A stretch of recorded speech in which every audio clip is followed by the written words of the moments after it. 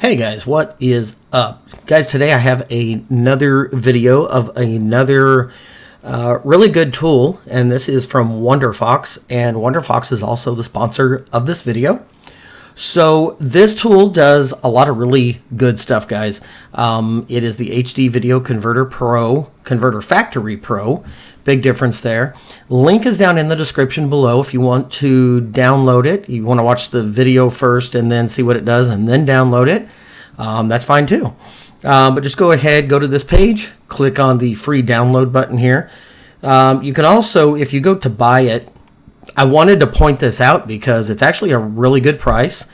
You can do the 1-year subscription for $30, but right now, I'm not sure like when this video goes live because I generally film prior and then just schedule them. But right now it's only $34.95, which is a really good deal for the lifetime license. So a few bucks more for a lifetime, you can't go wrong there. But if we go back here, we'll scroll down a little bit. This will kind of explain what this software does. But for those of us who like pictures better, I'm just going to scroll down a little bit. And here's pretty much all it does, kind of like in it'll show us in this one little area here. The big thing that it does is it converts, and I will demonstrate this for you guys as well. You can do some editing. The other ones, some of you might really like this. I unfortunately can't show you how to do this because downloading YouTube videos is against YouTube's policy, and we're not supposed to show you how to do that. In fact, I already had one video removed for showing that, so I'm not going to demonstrate that for you. I'm just simply showing you everything that this offers. Screen recorder, GIF animation, or GIF if you're one of those that pronounces it that way, and a toolbox with some other things that it'll do. So let's get started. Go ahead and download it, or you can just kind of wait. So I'm going to minimize. Here's my launcher for this, and down here I have a sample video that I'm going to use in the demonstration here.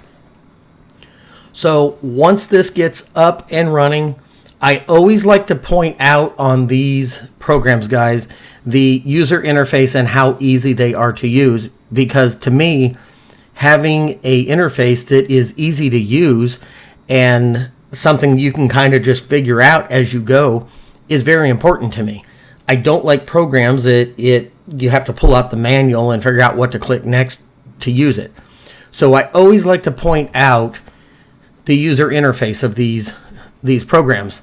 And this one, like a lot of them that I review, has the super easy, simple interface. It basically tells you right here what we're going to be doing. So I like that for that reason. So starting up top, you know, your typical stuff, your little gear here.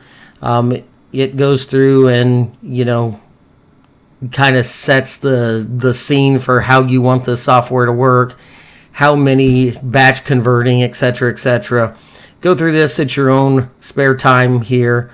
Output folders, blah, blah, blah. I've already set some of this, but just kind of go through here and modify it how you want it. So I'm going to go ahead and click no on that because I don't want to change anything. Then this is next. It just gives you different little stuff here. You can purchase it from here. Product overview, follow them social media, check for updates, troubleshooting about, all that fun stuff. So it's just the basic stuff that you'll see with any application. So to get started here, first things first, we're going to go to the converter. And once we click converter, again, you see that very simple interface. I'll point out one or two things here. Your output folder, this was set to something else. I just went ahead and changed it to desktop because I like to work off of my desktop. And most of these that you go into, it will ask you what you want your output folder to be. Just set that to whatever you want. So this is pretty easy. You can either drag your file in here and drop it, or you can click add file and just go to desktop or wherever your file is. Select that, hit open. And as you guys see, it puts it in there. So just a little bit, and this is basic stuff here. If you want to clear this and start over, you can clear that. But here is the source. This is what I moved in here. It's an MP4 file. Here's the size of it. Here's how long it is. And here's the resolution. Now the output, it's going to give it the same name unless you click here and rename it, which is what we're going to do. But here in just a minute, once I choose the output format. Aside from that, guys, you can choose, if you want to put subtitles on this, you can choose a font, and you can click add the subtitle from there. And then audio tracks, you can actually add audio tracks. So if you have a video that you're converting that you want an audio track on, you can add that. And then your basic stuff here, you know, trimming and rotating, etc., etc. But let's change the output format of this. So to do that, say you don't want an MPG. So you click here, and it opens up this whole thing of formats, of extensions here. Now, you can go here, you can select the format, just regular video, which covers like AVI, MP4, you know, just the basic stuff you generally see. Stuff for small devices down here, stuff like that. Or you can do the 4K, which is HD, and so it will put it into like 4K MP4, and you guys kind of get the point by now. But you can do also web, so it will prepare for YouTube, Facebook, Yahoo, MySpace. I didn't even know MySpace was still a thing. Maybe it is. But then you can also do just audio. So if you actually have a video and it just has an audio track and you want to pull that, you can just pull the audio out of here. You would choose something like WMA or Wave or something like that. MP3 is here. That's probably the one you would want to do just for audio. But then it goes above and beyond. Then you got different things like this. You got Apple formats, and you can convert it to a format that will work and play on your iPhone 14 Pro Max and just all this stuff that you guys see here, guys. Samsung, so for Galaxies and all that. So anyway, the things, it's just unlimited here, and that's really cool to me. But we're going to do video, and let's see, I want to do it to an MPEG, MPG. Let's just say I want a WMV, and that's a Windows, I think that's a Windows movie video format. So if we look at the differences here, let's change the output sample. We're just going to, or the format, I'm just going to name it sample 001, and then we went with WMV. So I'm just going to give it a different name. Now, with that, you see right here, it's going to go from an MPEG to a WMV. It's still going to be 7 seconds because we haven't trimmed it, but you can do that down here. It's going to go from a 15.53 meg file to a 5 meg file. So that's going to be decreased quite a bit. And then resolution 720 by 1280. Resolution's not going to change at all. And then there's some other stuff down here, quick settings. You don't really have to mess with that unless you truly want to. So again, our output folder is the desktop. And once you have everything set, you simply click run. Now, this is going to pop up telling you, hey, I'm done. And of course, then it's going to give you, you know, an offer, but you don't have to take that. You can just go ahead and close this. And then your output file is here. As you see, we've named it WMV. I'm going to go ahead and right click that. Actually, I'll just double click it. And it will pull off over here into the Windows Movie Maker player. But as you can see, it converted it pretty easy. It still looks good, so not a problem. So that's a good tool if you guys want to convert a video to another format. So when you're done with that, you can just click this. Some files have been added. We just want to clear them. We're fine with that. Then we can go to our downloader. Now this is the one I'm not going to really show you how to use because of YouTube policies. I'm going to respect that. So just go ahead, and if you want to mess with that, just open it up and just kind of see how it works. I'm sure that you'll figure that portion out. But let's move on to Recorder. screen recorder. It's pretty cool. You see as I'm talking, because I'm using my Yeti Classic microphone, that my voice is being modulated here. I've selected the output folder to desktop because I was messing with this earlier. And you have multiple options here. So starting up here, you can simply just drag like your cursor to where you want it, like on the screen. But if you click that, and then like say you want it here, over here, just drag it to where you want it. You can expand it. So you can just actually just pick like a portion of your screen to record. When you're done with that, you would click OK and hit record. If you wanted to do the full screen, you just click this. Now, you guys see up here the little red mark here, red mark here. That indicates this is the screen that's going to be recorded. I have multiple monitors on this, and it only records your primary.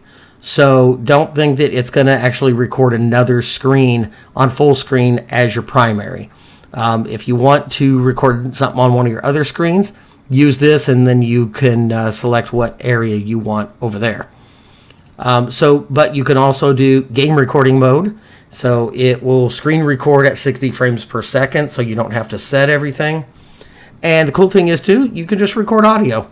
You can just talk into the mic and record that. It won't record any of your screen. But once you decide what you want recorded, just click it, hit OK, and hit record right here. I'm not going to do that. We've all used screen recorders. We know how it goes. And when you're done, hit Control F1, and it will save that file to your output folder. So let's go ahead and close that up. Now this one's pretty cool. If you have your mouse over this, you can see you can convert a video to a GIF or photos to a GIF. So let's go ahead and try this. Let's do a video. You click on Convert a Video. We're going to set our output folder, which is still desktop, and add a video. So I'm just going to take this and move it over and drop it. Now in here, you can also trim it down. So it's 7 seconds. So with a GIF, you probably only want 2-3 seconds top. So you can come in here and trim it down. I'm not going to bother with that. I'm just going to kind of show you how this works. But once you get this trimmed to where you want it and select your output, and if there's any other things over here you want to change, you can. I'm just going to leave this as default just for demonstration. But once you select it, you hit Create GIF. And this little thing will come up and it will tell you this will take about dozens of seconds. I'm not sure if there's an actual time unit of measurement that is dozens of seconds, but it is what it is. I'm not sure what that means. I think dozens of seconds could go into hundreds of seconds and mean many minutes. But it depends on how big the file is and, you know, what you're trying to do with it. Now, I suppose if we would have went in and, crop this out only to a few seconds, it probably wouldn't take as much time or as long. So as you guys see, we're coming up on the end here.